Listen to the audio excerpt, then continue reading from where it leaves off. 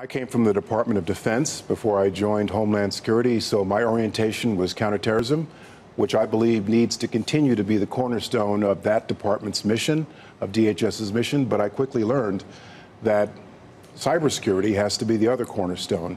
It's not just a threat to our homeland. There are attacks daily, hourly, and I do believe that bad cyber actors, including nation states such as Russia and China, are increasingly aggressive, tenacious, and ingenious, and the threat is going to get worse before it gets better. Those of us on defense have yet to turn the corner. Is the nation-state threat part of this relatively new, and is the China state threat part of this very new, No, and is it rising? It's not relatively new. You have to put the cyber threat in several different buckets. Traditional espionage, the potential for offensive cyber attacks on critical infrastructure, hacking by hacktivists and others, ransomware. You have to put it in different buckets.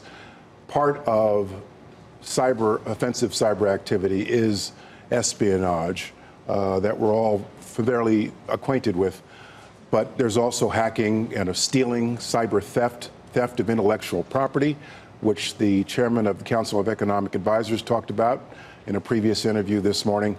And so you have to put these things in different buckets in order to know how to address them and defend against them. Do you feel like the U.S. is better prepared for threats against the midterm elections than it was for 2016? I believe that we are better prepared now. State election cybersecurity is largely in the hands of state and local election officials. I think they got a somewhat late start. Some are much better than others. They're making progress. I think there's a lot more to do.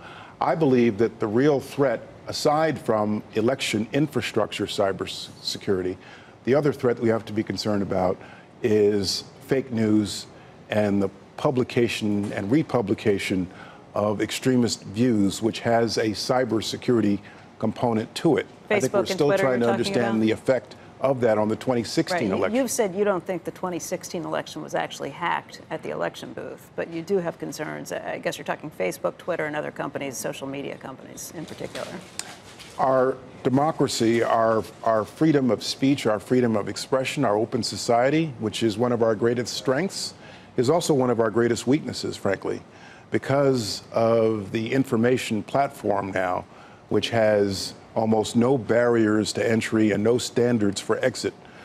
We are vulnerable to foreign influences on the information platform, what Americans read and consume in terms of their information, political debate, their news about candidates and the like. I agree that that's a weapon, but in the view of the Department of Homeland Security, the Department of Defense, is using a platform to spread fake news, false information, is that really a cybersecurity threat, or is it just the platform was used as a tool?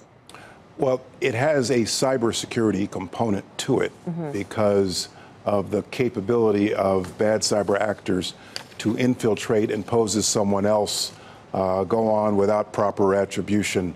But there should be a caution behind all of this, which is that the security agencies of our government should not become involved in regulating speech, regulating political debate. We don't do that in this country.